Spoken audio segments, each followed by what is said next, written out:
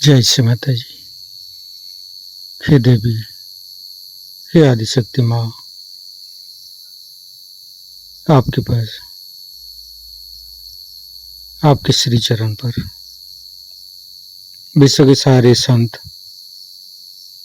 आपके साथ ध्यान करने हेतु बैठी हुई है। कृपा करके आप पधारिए और सभी संतों को परम चैतन्य प्रदान कीजिए। हे देवी, आपके ऊपर हम पूर्ण रूप से समर्पित है।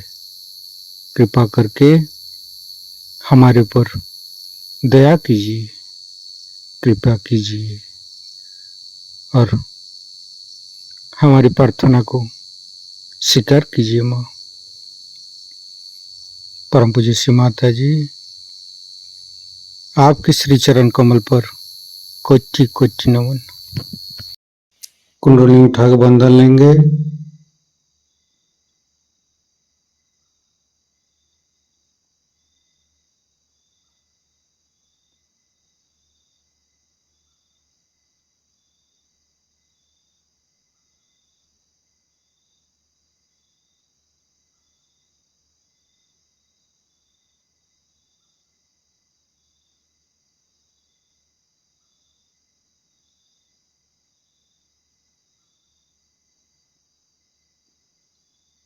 तीनों महामंत्र। ओम तमेव साक्षात् श्री महालक्ष्मी महासरस्वती महाकाली त्रिगुणात्मिका कुंडली साक्षात् श्री आदिशक्ति माता जी श्री निर्मला देवी नमो नमः। ओम तमेव साक्षात् श्री कल्की साक्षात् श्री आदिशक्ति माता जी श्री निर्मला देवी नमो नमः। ओम तमेव साक्षात् श्री कल्की साक्षात् श्री सहस्रार स्वामिनी मोक्ष प्रदायिनी माता जी श्री निर्मला देवी नमो नमः। गणेश मंत्र। ओम तमेव साक्षात् श्री गणेश साक्षात् श्री आदिशक्ति माता जी श्री निर्मला देवी नमो नमः। दोनों हाथ खुला हुआ परम पूज्य श्री माता जी के सामने।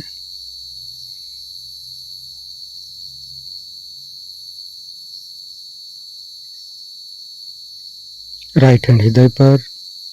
परम पूज्य श्री माता जी, कृपा करके आप हमारे हृदय पर आइए और हमारे हृदय को स्वच्छ कर दीजिए। सच हृदय कमलासन पर आपके श्री चरण को स्थापित कीजिए। माँ, आपकी श्री चरण की शीतलता हमारे हृदय पर प्रदान कीजिए। माँ, परम पूज्य श्री माता जी, हम अज्ञानी हैं। हमारी अज्ञानता के वश में यदि आपकी शान के खिलाफ कोई गलती हुआ हो, कृपा करके मुझे क्षमा कर दीजिए। माँ,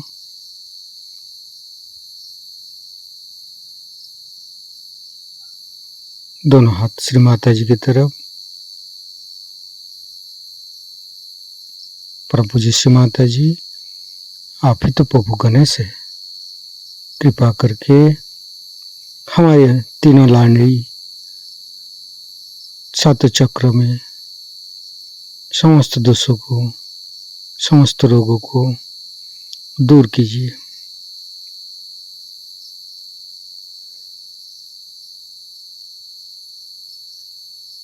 गणेश जी का मंत्र लेंगे। ओम तमेव साक्षात श्री गणेश साक्षात श्री आदि शक्ति माता जी श्री निर्मला देव्ये नमो नमः। संपूर्ण चित्त मध्य मूलाधार पर रखेंगे। गणेश गौरी माता के मंत्र लेंगे। ओम तमेव साक्षात श्री गणेश गौरी माता साक्षात श्री आदि शक्ति माता जी श्री निर्मला देव्ये नमो नमः।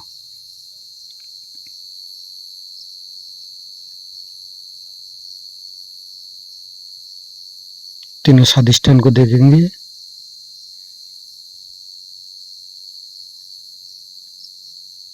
लेफ्ट स्वादिष्ठान, मध्य स्वादिष्ठान,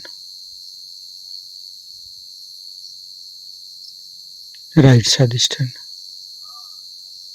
संपूर्ण चित्त लिभार के पास रखेंगे।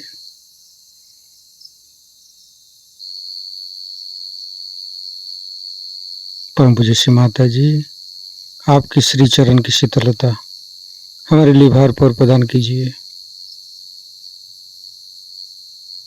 चंद्रदेव का मंत्र लेंगे।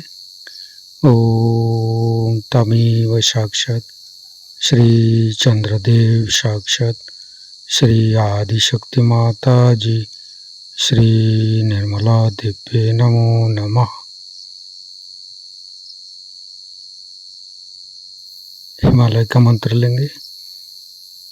ओम तमेव साक्षात श्री हिमालय साक्षात श्री आदि शक्ति माता जी श्री निर्मला देव्ये नमो नमः। संपूर्ण चित्त राइट स्वादिष्ठान पर लिवर के ऊपर ही रखेंगे। गणेश अथर्वशीर्ष पाठ करेंगे। श्री गणेश अथर्वशीर्ष। ओम नमस्ते गणपतये त्वमेव प्रत्यक्षं तत्त्वमसि त्वमेव केवलं कर्तासि त्वमेव केवलं धर्तासि त्वमेव केवलं हर्तासि त्वमेव सर्वं खल्विदं ब्रह्मासि त्वं साक्षादात्मासि नित्यं ऋतं वच्मि सत्यं वच्मि अवत्वं माम् अववक्तारम् अवश्रोतारम् अवदातारम् अवधातारम् अवानुचानमवशिष्यम् अवपश्चात्तात् अवपुरस्तात् अवुत्तरात्तात् अवदक्षिणात्तात् अवचोर्ध्वात्तात् अवाधरात्तात् सर्वतो मां पाहि पाहि समन्तात् त्वं वाङ्मयस्त्वं चिन्मयः त्वमानन्दमयस्त्वं ब्रह्ममयः त्वं सच्चिदानन्दाद्वितीयोऽसि त्वं प्रत्यक्षं ब्रह्मासि त्वं ज्ञानमयो विज्ञानमयोऽसि सर्वं जगदिदं त्वत्तो जायते सर्वं जगदिदं त्वत्तस्तिष्ठति सर्वं जगदिदं त्वयि लयमिष्यति सर्वं जगदिदं त्वयि प्रत्येति त्वं भूमिरापो नलो नीलो नभः त्वं चत्वारि वाक्पदानि त्वं गुणत्रयातीतः त्वं देहत्रयातीतः त्वं कालत्रयातीतः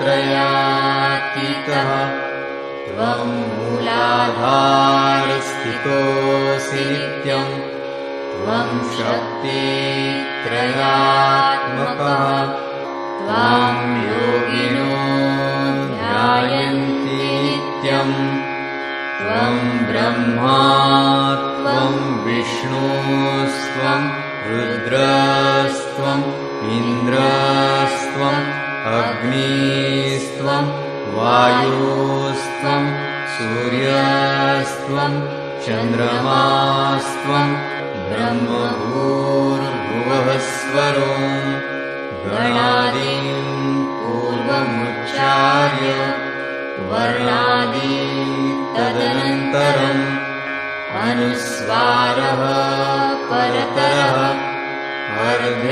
अर्धेन्दुलसितं तारेण रुद्धम् एतत्तव मनुस्वरूपं गकारः पूर्वरूपम् अकारो मध्यमरूपम् अनुस्वारश्चान्त्यरूपम्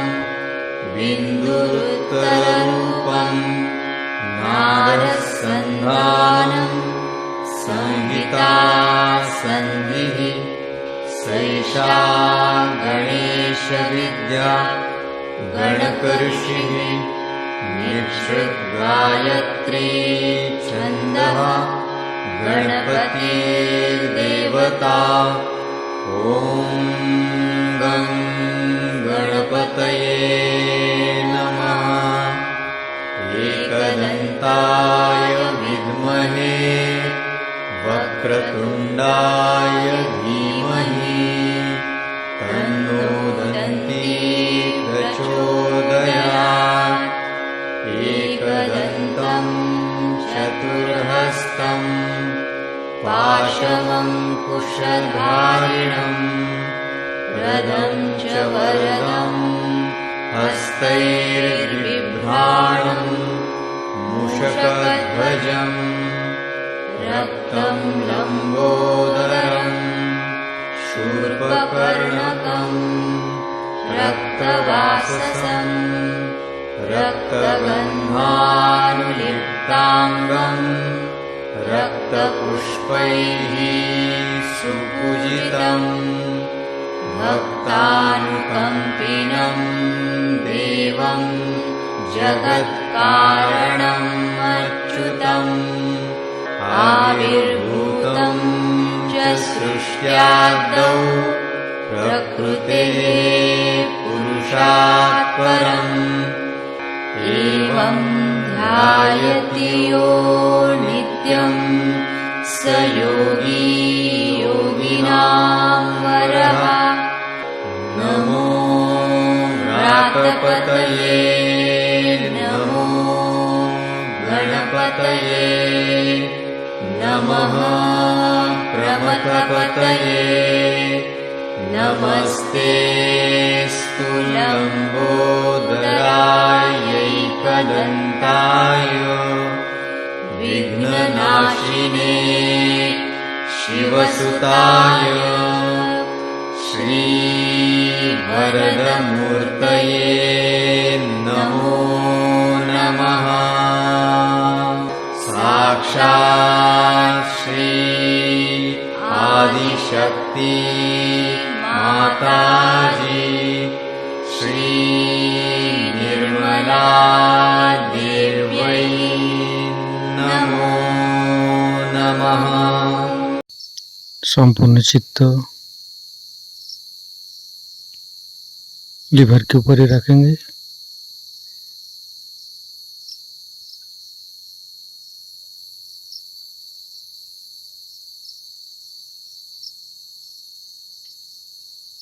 फिर तीनों नाभि एक एक चक्र को देखते रहेंगे।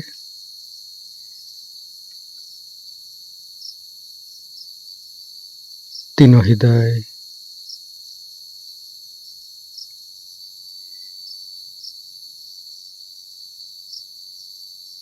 तीनों विशुद्धि, फ्रंट आज्ञा, बैक आज्ञा, सहस्त्रार। परम पूज्य श्री माता जी हमारे सहस्त्रार पर आइए और निर्विचारिता सिद्धि प्रदान कीजिए।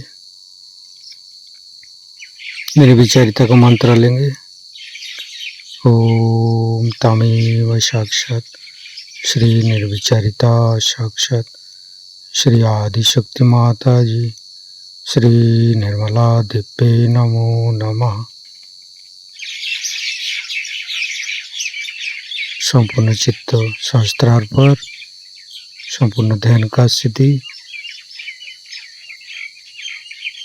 परम पूज्य श्री माता जी का अमृत बनी हम सहस्त्रार से ग्रहण करेंगे।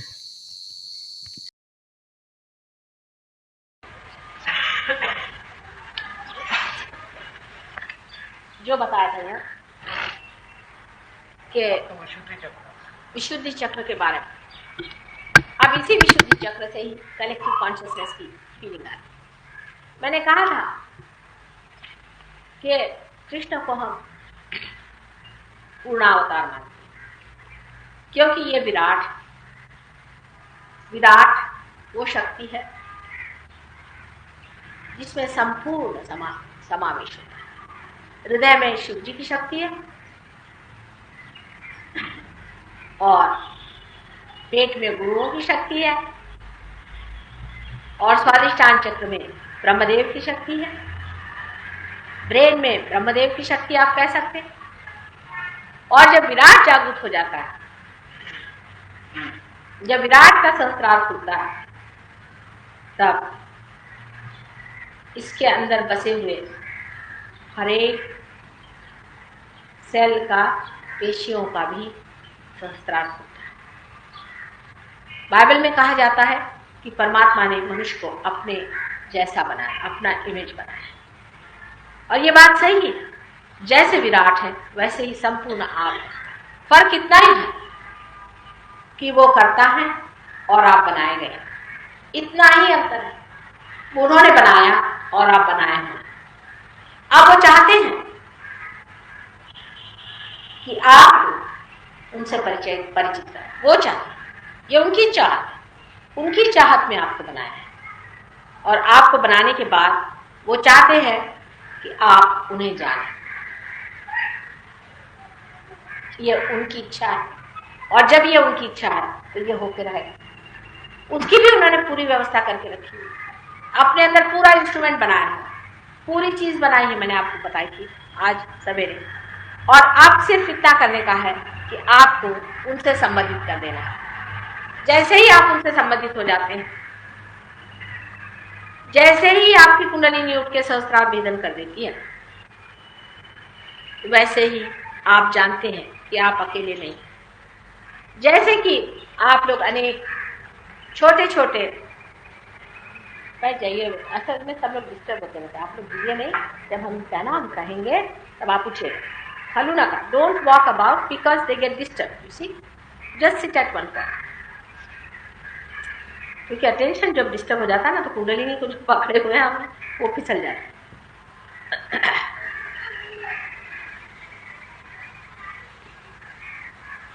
ये उनकी इच्छा से ही ये सारी घटना घटित हुई है और उनकी इच्छा से ही आप उनको जानिए।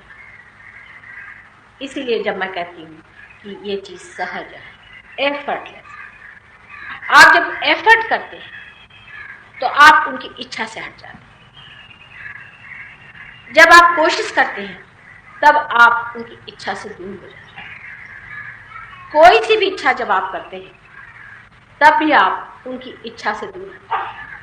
सब कुछ इनकी इच्छा पे छोड़ दिया जाए, इसी को हम फेथ करें, इसी को हम विश्वास करें। अगर मनुष्य कर सके कि जो करता है सो तू ही कर, तू ही सब कुछ है। अगर मनुष्य ये कर सके तो कोई वजह नहीं कि वो सही रास्ते पर चले, क्योंकि वाकई में हाथ पकड़ के वो आपका चलाने वाला है। लेकिन आप उसको चाहे कि घसीट करके हमारे पास रखें और हम उस पर मेहनत करके उसको पकड़ रखें, सो नहीं हो सकता। उन्हें आपको पकड़ना होगा। आप अंतर समझ लीजिए। एक तरीका होता है कि आप जबरदस्ती उनको थामे रहिए और उनके तरफ दौड़िए और पकड़िए, वो आपसे छुटक जाए। लेकिन आप छोटे बच्चे जैसे कहे कि तुम्ही मेरा हाथ, हमारा हाथ धारो तुम्ही ना निये चालो, हमारा हाथ पकड़ के तुम ही चलो, हमारा हाथ आपके हाथ में है, आप जैसे ले चलिए, तब आदमी सही रास्ते पे रहता है और धर्म में रहता है। लेकिन जैसे ही मनुष्य प्रयत्नशील होता है तो गलत रास्ते पर पड़ता है, क्योंकि उसको आंख नहीं, उसकी आत्मा भी खुली नहीं, वो जानता नहीं कहाँ जाने का।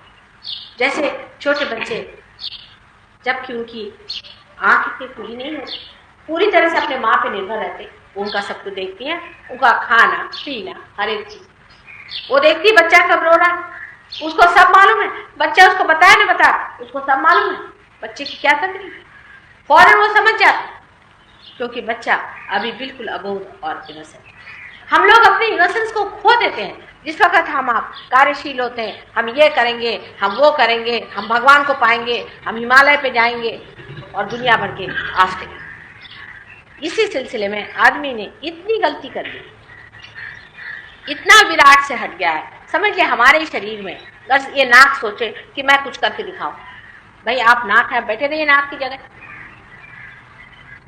वो कहे नहीं मैं कुछ करके दिखाऊं तो उसकी सूंड ही निकल आएगी। इसे आर्बिट्ररी आप कह सकते हैं। जब आदमी आर्बिट्ररी हो जाता है, जब आदमी अपने ही तरफ से सोचता है कि मैं ये करके दिखाऊंगा, मैं ये करके दिखाऊंगा, तो आर्बिट्ररी होगा,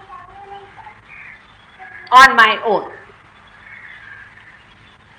और जो कैंसर की बीमारी होती है वो ऐसे ही सेल्स की वजह से होती है जो आर्बिट्ररी मैलिग्नेंसी आ जाती है। एक अगर सेल ये कहे कि मैं ही बढ़ता जाऊं, मैं आगे जाऊंगा और मैं जाके देखूंगा, बस वो बढ़ना शुरू हो गया, वो मैलिग्नेंट सेल हो गया। उसकी बीमारी दूसरे को लगी, वो भी मैलिग्नेंट हो गया, तीसरे को लगी, वो भी मैलिग्नेंट हो गया। जब संपूर्ण से संबंधित आप रख करके हाँ हम उसमें बैठे हुए हैं, वो हमको जो करना है करेगा, इस विचार से जो मनुष्य रहता है वो मध्यम स्थिति में। अब अगर आप कहें कि साहब इसमें बैठे रहिए तो हमारा कुछ भी नहीं होगा, आपका जो होगा वो किसी का नहीं होगा, आपका जितना भला होगा वो किसी का नहीं है, जितने आप उठेंगे वो किसी का नहीं है। हर मामले में मैं आपसे कहती हूँ कि ये हो सकता है, लेकिन आप तो सोचते हैं कि भाई हम कुछ करके दिखाएं। रामदास स्वामी ने कहा अल्पधारिष्ट पाए, भगवान तुम्हारा थोड़ा सा जो अधारिष्ट है उसे देखता है कि चल भाई कर, कह रहा है ना तुम, मैं करना है कर। फिर आप धड़ धड़ गिरते, चोट लगती, आफत आती, दोष भगवान पे जाता कि भाई हमने इतनी मेहनत करी, इतना परमात्मा को पुकारा और ये गलती कैसे हो गई माँ? आपको किसने कहा था इतनी आफत करने की? अगर एक ककून के अंदर आदमी बंद रहे तो चाहिए कि वो चुपचाप बैठा रहे, न कि अंधे जैसे इधर धक्का मार उधर धक्का मार और उसके बाद अपने सर हाथ छोड़ करके बैठे, उसके बाद माँ से आके कहे कि माँ देखो ऐसे कैसे होगा। ये सब चीजें एक आश्चर्य की बात है कि मनुष्य स्वयं तो करता ही है एक इंडिविजुअल तरीके से, व्यक्तिगत, पर और भी इसका बड़ा आश्चर्य यह है कि ऐसे लोग एक समूह भी बना लेते, एक बड़ा भारी उसका ऑर्गेनाइजेशन खड़ा कर। इसी सिलसिले में आप देखिए कि पोप साहब ने एक बड़ा भारी ऑर्गेनाइजेशन खड़ा कर दिया, मुसलमानों ने दूसरा कर दिया, हिंदुओं ने तीसरा कर दिया, फलाने ने चौथा कर लिया। माने मैलिग्नेंसी के एक एक सेल खड़े हो गए और ये मैलिग्नेंट है सारी चीज, ये समाज को खा जाएगी। इनके जोड़ने का या इनको इकट्ठे करने का कौन सा तत्व है? इसका सीमेंटिंग फोर्स क्या है? नफरत, द्वेष, घृणा, कंपटीशन, ईर्ष्या। क्योंकि मुसलमान ऐसे, ऐसे हिंदू को ऐसा, क्योंकि क्रिश्चियन ऐसे, मुसलमानों को ऐसा। सब रिलेटिव है, एब्सोल्यूट कोई बात। और इस तरह की जब चीजें बन जाती हैं तब विराट में ऐसे सेल्स बन जाते हैं जो मैलिग्नेंट है। और आज का कलयुग का नक्शा बिल्कुल ये है कि सारे विराट में कैंसर हो गया। अगर अपने भारतवर्ष में एक तरह का कैंसर है तो इंग्लैंड में दूसरी तरह का, अमेरिका में तीसरी तरह का, हर जगह जाइए तो लगता है कि सब लोग पीड़ित कैंसर से पड़े। और ये ऐसे बनाए हुए झूठे संविधान इस तरह से चल रहे हैं कि आश्चर्य होता है कि ऐसी खोखली चीजों पे ऐसी बातें कैसे खड़ी। पोप को देखते ही मुझे आश्चर्य होता है कि जिस ईसा मसीह के पास सिर्फ 2 चोगे थे, वो ये पोप इतने बड़े बड़े यहाँ डायमंड्स लगा करके घूमता है और अपने को ईसा मसीह का चुनिंदा ये समझता है। हमारे आदि शंकराचार्य महाराज जो हैं वो तो कहीं थे, वो तो चले गए बेचारे। और जो आज यहाँ पर बैठे हुए एक शंकराचार्य साहब हैं, हमने ये सुना लंदन में कि वो अपने सर पे सोने का छत्र बना रहे हैं, इतने से बटुआ मन, और उस छत्र में वो एक स्पेशल डायमंड्स लगाने चाहते हैं जो खास करके बाहर से आने वाले। इन बटू आमन से पूछिए कि अगर वो छत्र आपके सर पे गिर जाए तो क्या आप उससे बच सकेंगे? इस तरह की ऊट पटांग बातें सदियों से चल रही है और उसकी मान्यता हम करते रहते हैं। सहयोग ऐसी चीजें क्रांति लाएगा और इन सब झूठी और पुरानी संस्था को तोड़ फोड़ करके इसको सत्य के आधार पर खड़ा कर देगा। नहीं तो दूसरी चीज जो मैंने आज सवेरे बताई थी, वो मनुष्य को जानना पड़ेगा कि सत्य के सिवाय और कोई भी इस संसार में टिक नहीं सकता। जितनी भी खोखली और थोथी चीजों को हमने अपनाया हुआ है और उसके ऊपर हम लोग खड़े हुए और अपने को निश्चित समझ रहे हैं, जान लेना चाहिए कि ये एक मगरमच्छ है।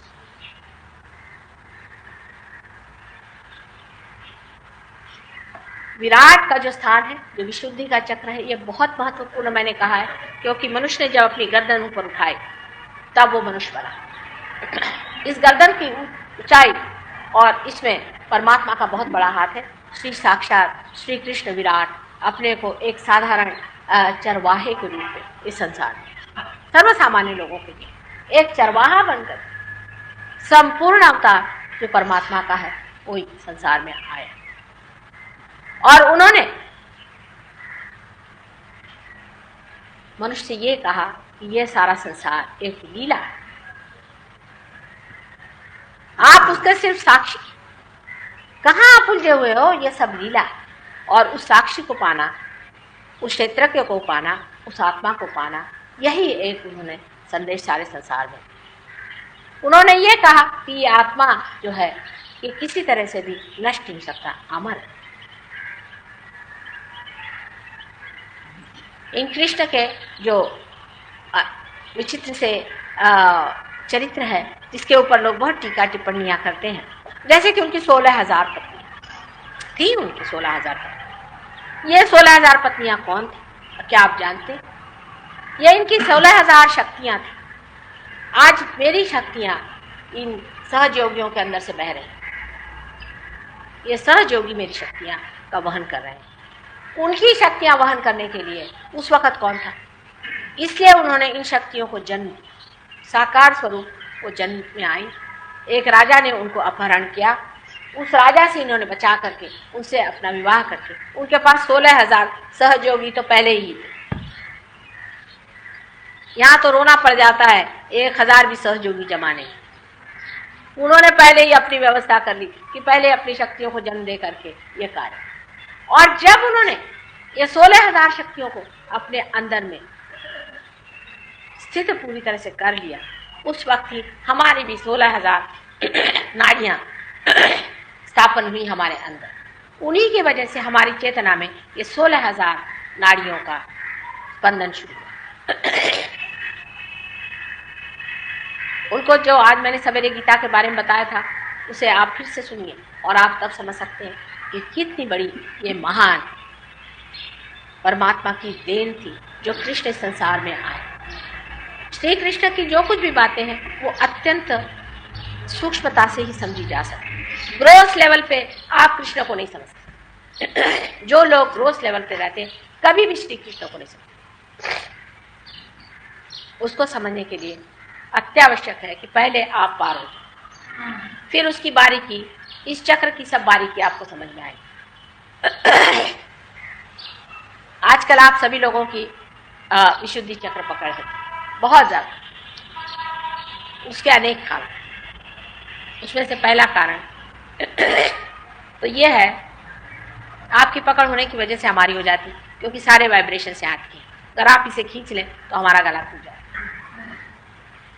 ये तो कॉमन एक सब लोगों का अनुभव है इस चीज का, कि जब हमारा गला पकड़ जाता है तो उसमें से वाइब्रेशन जाके आपके गले ठीक हो। इस विशुद्धि चक्र में कृष्ण का व्यास है और कुछ कुछ चीजें बिल्कुल व्यर्थ हैं विशुद्धि चक्र, उसे समझ लेना चाहिए। प्रथम तो जिसे कहते हैं तंबाकू। तंबाकू खाना पता नहीं मनुष्य ने कहां से पता लगाया, आदमी की खोपड़ी जो ढूंढ के निकाले सो का। अपने को किस तरह से डिस्ट्रॉय करना चाहिए, इसमें आदमी से बढ़ के आपको दूसरा जानवर नहीं मिला।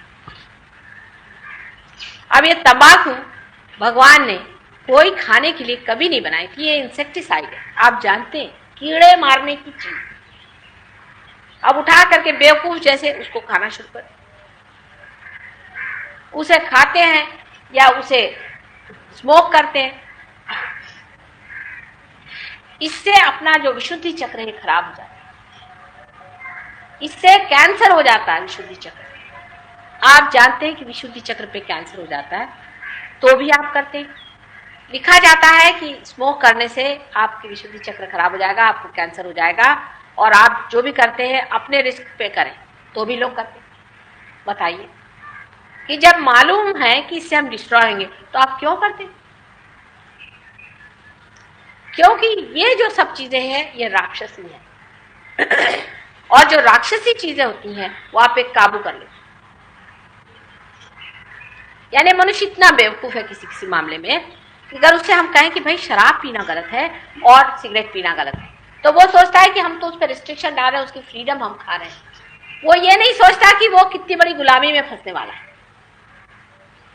और जो बड़े गुरु और सब लोग बता गए हैं कि ये चीज ना करें, तो वो क्या बेवकूफ थे? उन्होंने क्यों बताया? 1000 बार इस बात को बताया है कि कोई भी तरह का नशा करना गलत है। नशे का मतलब ही ये होता है कि आपकी अवेयरनेस, आपकी चेतना के ऊपर जबरदस्ती कोई चीज लाते। ये चीजें आपकी चेतना के विरोध में पड़ती है, इसलिए आपसे बताया गया है कि किसी भी प्रकार की नशा नहीं करनी। मोहम्मद साहब के जमाने में ये प्रॉब्लम ही नहीं था, लोग स्मोक नहीं करते थे, तब कुछ था ही नहीं, तब तक गधे इतने नहीं हुए थे लोग। ये तो बाद में हुए, तो नानक साहब ने आकर के बताया कि बाबा काहे को नशा कर। लेकिन उसके बराबर विरोध में हम लोग जाते हैं और वही काम करते हैं जिसको मना करके, एक सीधी चीज है, ये पॉइजन है, इसको मत लो। इससे भी विशुद्धि चक्र खराब जाता है। और ये विशुद्धि चक्र खराब जाता है अनधिकार परमात्मा का नाम लेना, इससे विशुद्धि चक्र बहुत खराब जाता है। एक तो ये खराब जाएगा जबकि आप कोई सा भी नाम अनधिकार, आपको अधिकार क्या? आप किसी भी परमात्मा का नाम ले रहे हैं और उसको पुकार रहे हैं, बुला रहे हैं, क्या आप परमात्मा के साम्राज्य में चले गए? आप तो मनुष्य के साम्राज्य में रहते हैं। आप किसी पुलिस वाले को बुलाओ, ज्यादा से ज्यादा किसी मिनिस्टर को बुला लें, उनको आपने इलेक्ट किया हुआ है। आपका परमात्मा से संबंध कब हुआ? जो आप परमात्मा को पुकार रहे और परेशान करे दे रहे हैं उनको। मेरी जो आज ग्रैंड डॉटर आई थी, उसका मैं आपको किस्सा सुनाऊं। ये रियलाइज सोल है। इनके घर एक बार मैं गई थी, इनके घर के पास एक मंदिर था, तो रात में हमारे साथ सो रही, हमसे कहने लगी कि नानी, ये जो मंदिर है ना, यहाँ से भगवान तो कब के ही भाग गए, सुबह शाम तक हरे राम हरे राम हरे राम करते हैं, वो तो कब के ही भाग गए, अब मैं भी यहाँ से भाग जाऊं। खुद ही सोचना चाहिए कि श्री राम जो सारे संसार के पालन करता है, उनको क्या इस प्रकार परेशान करना चाहिए? आप अगर ऐसा जाकर के मोरारजी भाई के लिए 2 बार दरवाजे पे पुकारिए ना, आप अरेस्ट हो जाइए तो जो जाइए। इसलिए जब भी आप नाम लेते हैं, आपने कौन से अधिकार में श्री राम का नाम, उनका नाम लेना भी कोई सरल काम नहीं। श्री राम का नाम उन्हीं से लेना चाहिए जो असल में गुरु हैं, जो आपको अधिकार दे। जब तक आप पार नहीं होते तब तक आपको कोई भी अधिकार नहीं। अब आप कहिएगा कि गुरुओं ने तो लिखा कि भगवान का नाम रखो। उन्होंने इसलिए लिखा कि वो नहीं जानते थे कि आप लोग पार भी नहीं। बहुत से मेरे ख्याल से ये विचार है कि बहुतों को यही नहीं पता था कि मनुष्य अभी तक पार भी नहीं हुआ है। पार होने से पहले आप कोई सा भी नाम लेने के अधिकारी नहीं, अनधिकार चेष्टा। नाम तो लेना दूर रहा, उस नाम को लेकर उसकी चटनी बना दे, इससे भी विशुद्धि चक्र खराब हो जाता है। और दुनिया भर के मंत्र जो देखिए सो, जो रास्ते पर खड़ा वो गुरु, कहीं पेड़ पे लटक रहा है वो गुरु, दुनिया भर के अजीब अजीब गुरु इकट्ठे कर लिए। अरे भाई, ये तुम्हारे गुरु हुए कैसे? उन्होंने हमें नाम दिया। नाम देने के लिए गधा भी काफी, उसके लिए गुरु गाय को चाहिए क्या? नाम देना ही एक कार्य गुरु का होता है कि इसके अलावा कोई और चीज होती?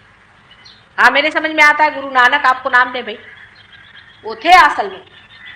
एक साहब अभी अफ्रीका से आए, उनको कुछ संस्कृत आती नहीं, वो और भी बढ़िया। उन्होंने ऐसे ऐसे इन लोग को नाम सिखाए, उसका नाम इंगा पिंगा ठिंगा अब ये रख रहे हैं। अब कहिए, घंटों ये लोग यही नाम रखते रहे बेचारों का विशुद्धि चक्र पर। ये किसने बताया? ये कहां से आपने जाना कि कौन सा नाम लेना? जिस दिन आपको नाम की पूरी विद्या आ जाएगी, सारी अविद्या छूट जाएगी। इसकी विद्या कोई आसान नहीं। कौन सा चक्र पकड़ा है, कौन सी स्थिति है, कौन सा नाम लेना चाहिए, कौन सा उसका उच्चारण होना चाहिए, ये सब चीजों का बड़ा ही गहन शास्त्र। जब तक आपकी कुंडलिनी जागृत नहीं होती, आप कैसे जानिएगा कि कौन सा चक्र पकड़ा है आपका या दूसरे का? समझ लीजिए आपका विशुद्धि चक्र पकड़ा हुआ है और आप नाम ले रहे हैं शिव जी का, हो गया काम खत्म। विशुद्धि चक्र तो वैसे ही क्या, अनधिकार चेष्टा की वजह से, और शिव जी नाराज हो गए, इसलिए हृदय भी चला गया। ये बड़ा भारी शास्त्र है, इस शास्त्र को समझना चाहिए। जब मैं ये कह रही हूँ, मैं इसलिए कह रही हूँ, मैंने अनेकों लोगों को देखा कि मंत्र समझ करके वो जिस चीज को कहते हैं निहायत बेवकूफी की चीज है। और ये मुझे आपको साफ कहना पड़ेगा। एक बार कबीर ने कहा था, कर का मन का छाड़ी दे, मन का भेद। शायद कबीर को तो कभी किसी ने समझा ही नहीं, और वो भी पार हुए बगैर कबीर को आप समझ ही नहीं सकते। गुरु नानक को आप समझ नहीं सकते जब तक आप, उन्होंने कहा जब तक आपा को चिन्हा नहीं तब तक भ्रम की काई नहीं जा सकती। ये भ्रम में हम लोग सारे कार्य कर रहे हैं, इसलिए आपकी विशुद्धि चक्र खराब है। आप अगर किसी भी देवता का नाम ले रहे हैं तो पहले ये जान लीजिए कि एक तो आपका विशुद्धि चक्र खराब जाएगा और उस देवता का जहां राज्य है वो भी जगह खाली जाएगा। इसलिए लोग कहते हैं कि हम बीमार कैसे पड़ गए, हमें तकलीफ कैसी हो गई, क्योंकि दोनों भी चीज अनधिकार है। समझ लीजिए आप डॉक्टर नहीं है और आप जाकर के मेडिसिन ले करके और खाना शुरू कर दें और फिर कहें कि साहब हमने तो दवा ली थी और हम बीमार कैसे पड़ गए। आपने कौन सी दवा ली थी, आपने कहाँ डॉक्टरी पास करी, आपने क्या समझा? इस मामले में तो लोग समझते हैं, पर धर्म के मामले में लोग सोचते चलो अपने जेब में धर्म है, जब चाहे तब धर्म पे किताब लिख डालो, जब चाहे तब कुंडलिनी के बारे में लिख दो, जब चाहे तब परमात्मा के बारे में लिख दो, जिसके बारे में जब बकवास लिखने में क्या जाता है। असलियत की तो कोई जरूरत है ही नहीं, असल में पाने की जरूरत है ही नहीं, जो कुछ है नकल में रहना। सहयोग बहुत बड़ी क्रांति है। आपने कबीर को नहीं माना, उनको भी अब रटते ही बैठते हैं ना, सिर्फ सुबह से शाम तक कबीर को रटने से और लोग करते हैं। लेकिन वो दिन आ गया है कि अब कबीर जो है उनकी कही हुई बात आपके सामने खड़ी हुई। ज़ेन की जो बड़ी भारी फिलॉसफी उसको ये जापानीज गधे कभी समझ सकेंगे? उनका ऐसा ठिकाना करके रखा हुआ है कि जापान में जाइए तो लगता है कि ज़ेन फिर जाए तो वो आत्महत्या कर ले देख करके बेवकूफ। उसका भी इन लोगों ने इतना आर्टिफिशियल सारा मामला बना रखा कि देख देख के हैरानी। सारे जितने बड़े बड़े हो गए, पीर हो गए, जो पहुंचे हुए लोग हो गए, उनकी यही दुर्गति। जब तक वो जीवित रहे उनकी ताड़ना करी, और जब वो मर गए तो इस तरह के उनके तमाशे और इस तरह के उनके चीजें खरीदी। इसे क्या कहना चाहिए? आप जानते हैं यहाँ दिल्ली में ही बहुत बड़े एक पीर हो गए, निजामुद्दीन साहब बहुत बड़े पीर हो गए। पीर को जात पात कुछ नहीं, और उनकी क्या हालत कर दी। और जब वो मर गए तो अब उनके बारे में लोग जिस तरह की एक चीज खड़ी कर दें, पता नहीं, जो भी चाहे उनका मन खड़ी कर सकते, जो भी चाहे उनके लिए बकवास बना सकते, क्योंकि अब तो वो मर गए। ये सारा विशुद्धि चक्र का जो फेर है, इसको समझना चाहिए। विशुद्धि चक्र में जब तक आप सत्य के ऊपर सब चीज नहीं बैठाएंगे, तब तक आपकी विशुद्धि नहीं चाहिए। एक साहब थे, उनसे मैंने राग यमन। कृपया अपना चित्त स्वादिष्ठान चक्र पर स्थिर करें।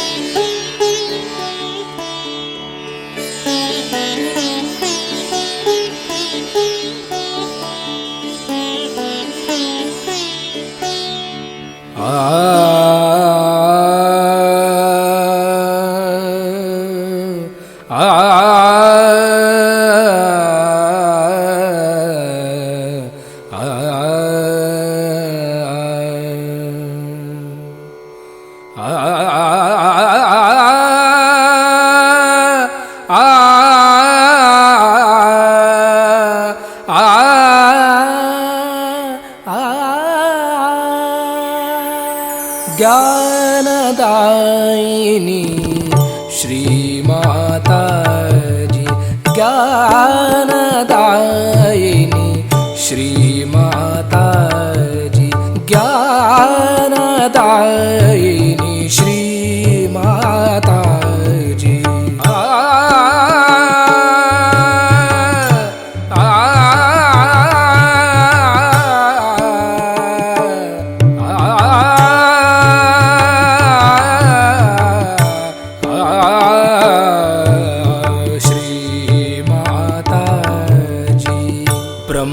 स्वरूपिणी मात सरस्वती, ब्रह्मस्वरूपिणी मात सरस्वती, ब्रह्मस्वरूपिणी मात सरस्वती, ज्ञानदायिनी श्री माता जी। पम गम पद पम गम पम गरे सा निरे ग रे गम म गम पम गरे सा निरे ग रे गम पम गम पद पम गम पम गरे सा।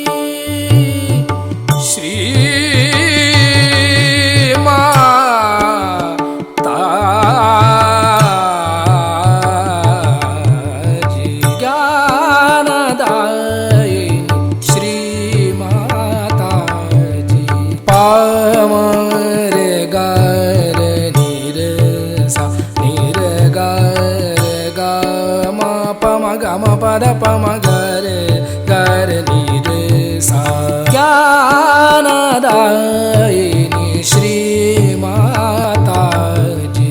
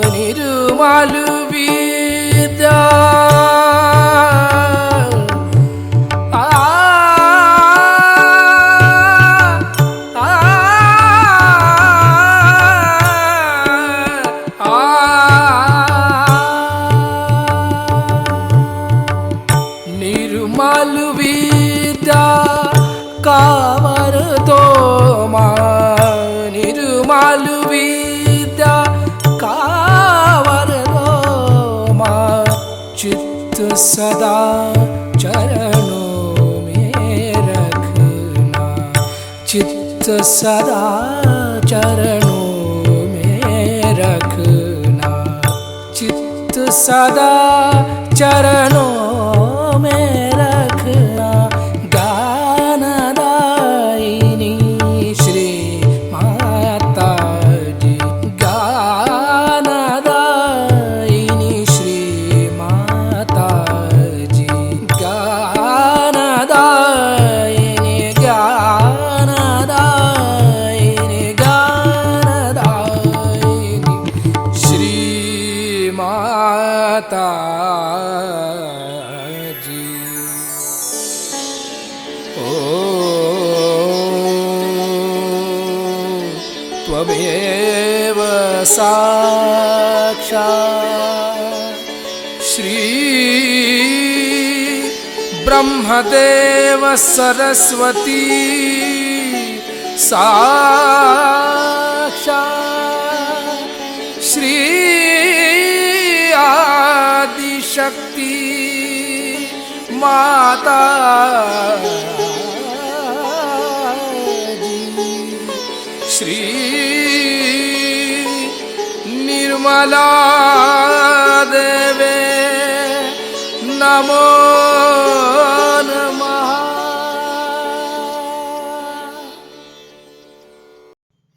इसी ध्यान का स्थिति, निर्विचारिता स्थिति, परम चैतन्य अनुभव करते हुए परम पूज्य श्री माता जी, आज का ध्यान आपने करा के हम सभी को जो परम चैतन्य अनुभव कराया, इसके लिए मैं आपको कोटि कोटि नमः। कुंडली उठा के बंधन लेंगे।